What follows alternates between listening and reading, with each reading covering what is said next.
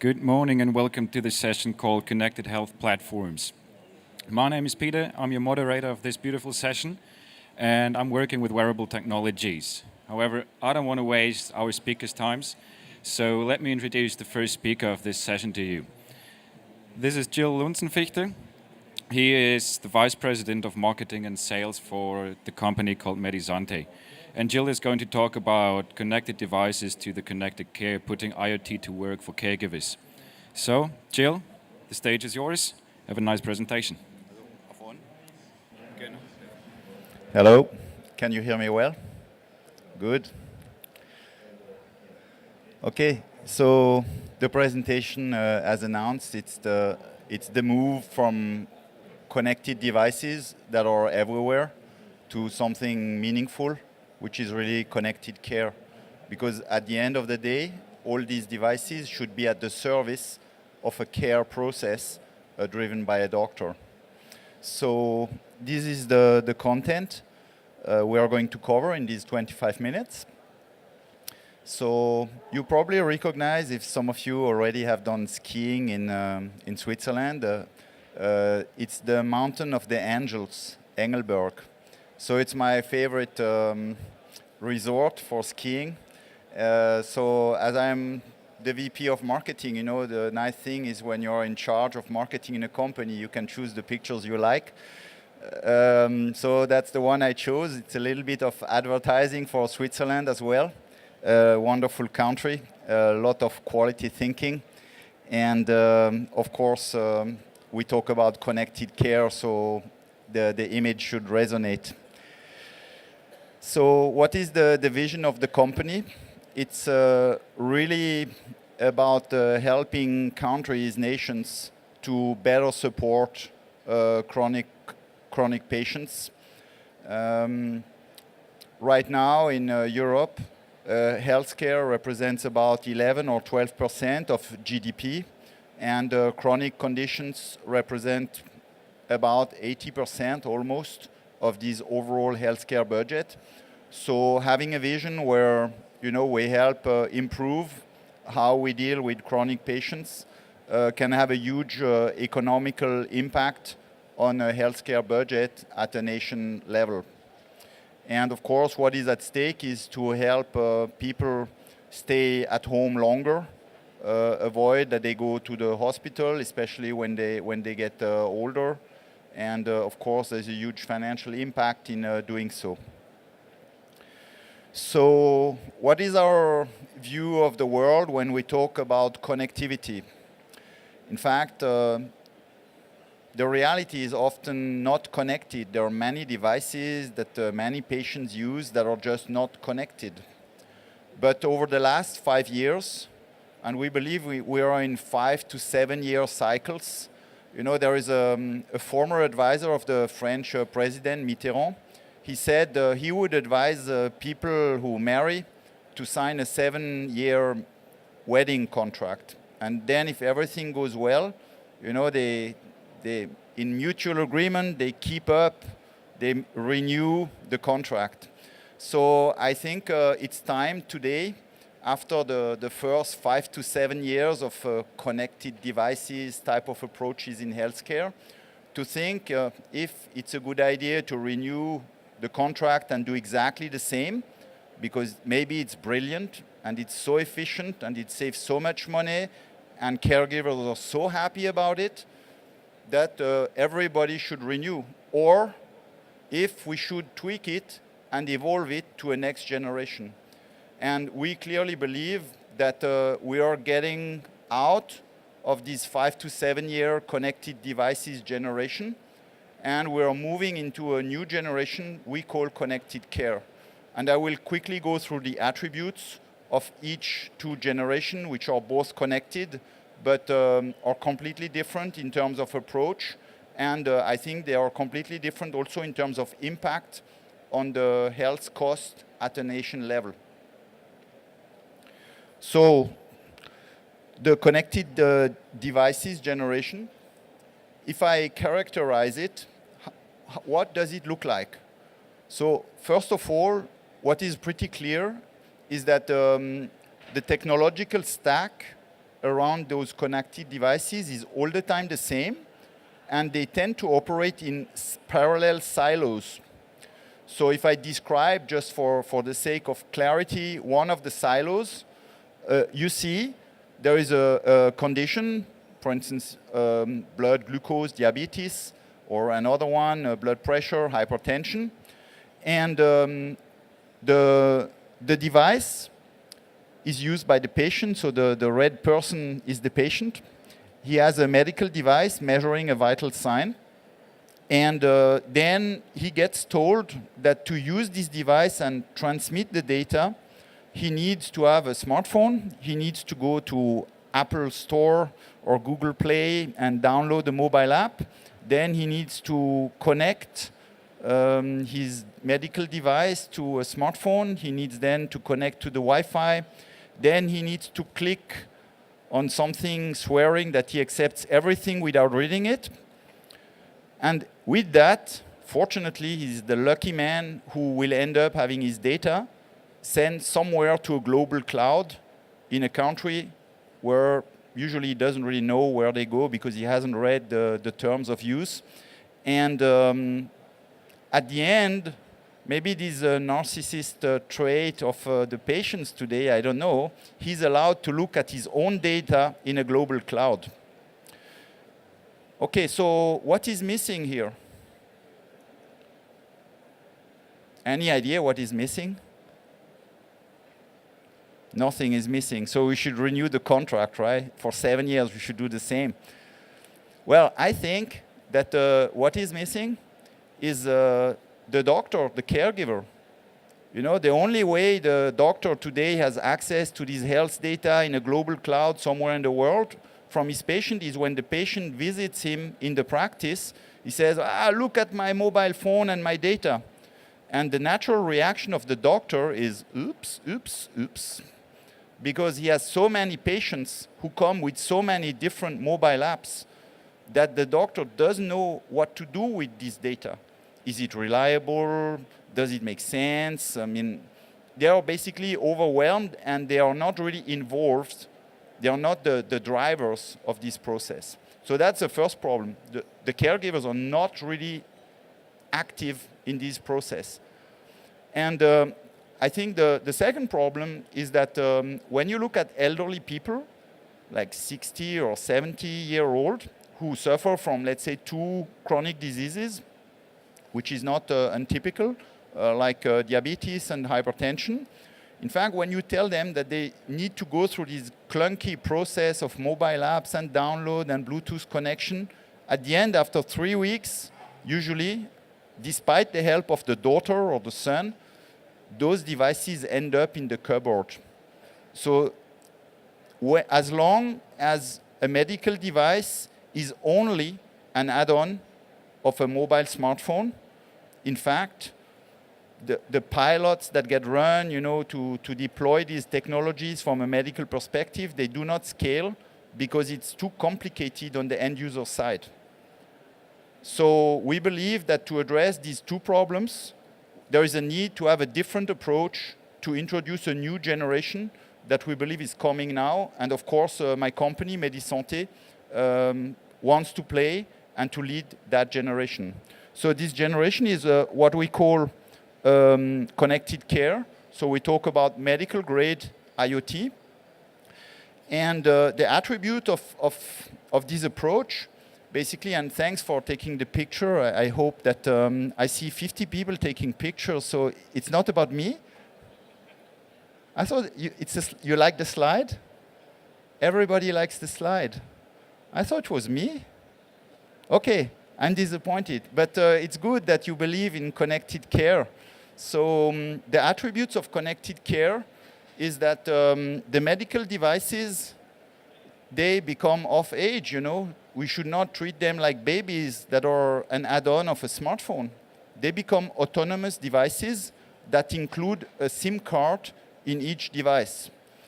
By doing that, for the patient, it's much simpler to use those devices Bye-bye Bluetooth connection, bye-bye downloading mobile app, bye-bye finding the Wi-Fi, bye-bye doing 10 things that at the end of the day are too complicated for elderly people. So as we removed from the data transmission process from these medical devices to some sort of cloud, which is the definition of IoT, in fact, we removed all these mobile apps that operate in silo that you saw in the previous slide. So I think for a doctor, it's important that he has a cross-condition view of the vital signs that come from the patient and those devices with directly embedded SIM cards. So we believe that the doctors do not want siloed views of their patients. They want a unified view across multiple conditions of their patients. And as the doctors, they are not experts in interoperability, you know. They have studied 10 years of medicine, so usually they do not want to add 10 years of IT. So they do not want to collect all this data in all these global clouds to maybe see them someday for exactly their patient on the screen. They want to see only their patient with all the vital signs of this patient on their screen, and it should be simple, out of the box. And the other thing that matters, because you know that the healthcare budget, by definition, or the money is spent in a country. So usually the data for regulation purposes, for compliance purposes, the data, health data, should remain in the country. So it's very important that those new systems of connected care host the data not in a global cloud, but in country. So basically, we believe that the attributes of this new generation is that, first, the medical device is not an add-on of a smartphone. It includes a SIM card. Second, the caregiver wants a unified view of all vital signs of his patients, not a siloed view. And third, the data need to be hosted in country in compliance with the regulation and the healthcare industry regulation. So this is really what we believe are the attributes of this new generation that is about to emerge. And in this context, we have set ourselves a mission at Medisanté to basically put IoT to work for caregivers. Because today, IoT means many things, but I think all the mobile apps that exist that transmit data to somebody, to a global cloud usually, they are very good instruments for patients, for their well-being. It's good for self-awareness about how you are, what are your vital signs, etc. But now it's time really to put these IoT technologies and the cloud technologies available at the service of the caregivers in a very simple way. And that's what we do by seamlessly connecting the caregiver with those patient-generated health data coming from all those devices from the patients at home. And just to have the 1 minute advertising, guess what? Seamlessly connecting caregivers to patient-generated health data means Vodafone IoT capabilities. So because in every device we have, there is a SIM card of Vodafone, and the data gets transmitted on the machine-to-machine network from Vodafone at a global level. So that's our mission. In a nutshell, the offering we have today, just to demonstrate that this is all flying, can fly high for the next 7 years. In fact, we have demonstrated with the 4 devices that we have 3G enabled with some of the manufacturers, mainly in Asia. That those devices work fine. We can equip them with 3G connectivity embedded. We have tested them with our technology partner, also Gemalto, so that the data get encrypted end-to-end from device to the back-end SaaS platform for the caregiver. So it's extremely safe, secure. And okay, you see on the right side of the screen a symbol of this connected care platform for the caregivers. So that's really what we do. And what is interesting is we do not want to sell a device. In fact, we sell a connected care service like today, you buy a mobile phone. In fact, you don't buy the mobile phone. You know, you want to go to the internet, you want to watch a Netflix movie, you want to send emails. So in our case, it's exactly the same approach. By selling a connected care service, in fact, we propose for a set price, a monthly subscription, a service which includes three things. First, the medical device for the patient so that he can take his reading at home. Second, the whole connectivity which is provided worldwide by Vodafone. And third, the access to this SaaS platform, this software for the caregiver and his patients, of course. So the devices we talk about, basically they cover common conditions like blood pressure, blood glucose, overweight issues, cardiovascular issues. So we have a connected weight scale, we have an ECG, we have a combined device. So I put it here also if you want to take pictures, you know. It's a connected device that combines blood pressure and blood glucose, so you can measure both. And as soon as you measure it, the SIM card in the device blinks, and the data goes to your caregiver. As simple as that. And of course, it's connected by a Vodafone SIM card and goes through the Vodafone worldwide network. So these are the devices for which we have demonstrated that this approach is viable. So we have integrated them into the care platform. And in a nutshell, what the caregiver will see is something like that.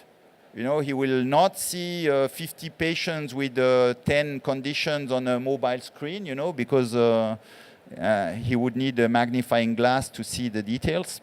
But he will probably see on a pretty big screen all his patients, his telemonitoring, with all the vital signs coming from the medical devices with his 3G connectivity embedded. And of course, then the point is the doctor does set the target of the patient. The doctor says, I would like you to measure 3 times a day your blood pressure. And the doctor says, here is a device, I allocate it to you in my platform, go home, and the only thing you have to do is not a PhD in IT to install the weight scale, it's just to measure, to push one button to take your measurement. That's all. And then, of course, if the data that comes in is above a certain threshold, then you know there is some color coding to alert the caregiver or his staff, you know, medical assistants, that some action, some intervention is required. So what we believe are the benefits of connected care if we implement this vision over the next 7 years.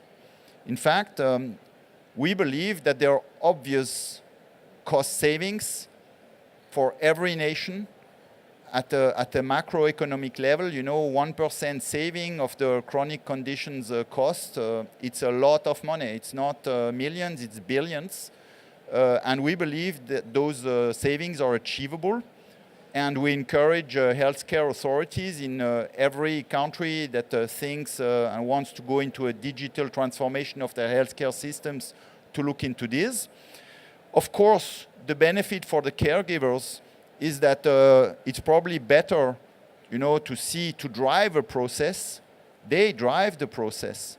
They say, I think for medical reasons, you, Mr. Jones, should be telemonitored for one conditions like blood pressure, like blood glucose, whatever. So certainly they have data at their fingertips that they never had before. So far, the medical expertise of caregivers never really scaled beyond the 4 walls of their practice or their hospital. When the patient went home, they were blind. They couldn't really see what was going on, you know. And this is a major reason why we have so many readmissions and emergencies in the hospitals, because most of these emergencies could be anticipated, because if you watch the vital signs that deteriorate, in fact, you can intervene, and you can do that remotely. Everybody has a telephone today, you can call them, and you can intervene. And of course, the patient, which is the third stakeholder, the most important, at the end is the health of the patient that is at stake. Of course, he wants to stay at home in the comfort of his family, but also with the good feeling that there is some telemonitoring by the caregiver instead of just being on his own and acting as if he were his doctor, his own doctor, looking at Google to figure out if he's really ill or just a bit or what's his illness, etc., and doing some self-medication or things like that. Okay, so these are, we believe, are the benefits of connected care, intelligent connected care for the various stakeholders. And as a summary, I just want to say that we really want to put Internet of Things to work for caregivers. I will put myself on the picture, I see everybody. You can take the picture, you can post it, on LinkedIn. Hello, hello, hello, yeah, fantastic, connected care, yeah, great. Okay, you can take the real picture now. So we believe that basically putting the Internet of Things to work for caregivers requires three things. First, autonomous devices that are 3G enabled. So basically, technically, it means a SIM card in the device instead of being an add-on of a smartphone. The second thing, which is key, is to give a real-time unified view to the caregiver across multiple conditions of his patient, not to offer him a siloed view, like happens today. Watch my data on my mobile, isn't it cool? No, this doesn't fly. It will never fly. And the third thing is that the data need to be hosted in country. So typically the approach we have is that we deliver a SaaS-based platform, which is ultimately technically a virtual machine. And then we rely in every country on a healthcare certified cloud provider. For instance, our first customer is NHS in the United Kingdom. So in this case, we discussed with NHS, the GPs who use the system. And they said that they want to rely on a company called CareLink, which is certified in healthcare. They have the highest level of certification in that industry, an N3 certification. And so we work with them. We host the data in the UK at CareLink. And then the GPs use the system, for instance, to telemonitor hypertensive patients. Okay, that's it. Thanks for your attention. I'm here to take questions. You can keep taking pictures, but I also take questions. Yes? Do you have any figures in terms of cost savings? Today, so the status we have, we are at the beginning of this 7-year term. So we have started some pilots, mainly in the UK and France. Some additional ones are coming in Austria. So it's too early, to really quantify. But we have basically the tender that we were selected for in the UK. It was all about keeping chronic patients out of the hospital bed. And needless to say, there is a financial thinking behind that, because we all know that the cost of chronic condition patients who go into hospital, the cost is the hospital night. So normally we should be able, by reducing the number of hospital readmissions or hospital nights, it should help reduce the savings. But you're right, we haven't done the full studies, but I'm sure that if you come back in 1 year, I think we will have some first evidence about this. Okay, there's another question. You related it to devices that patients use on their self, so like at home. What is with devices that are being used in the hospital, at the bedside, for example? Well, today, as we focus on chronic diseases, we really have focused on that use case because it's people at home, and it's a very precise set of identified conditions.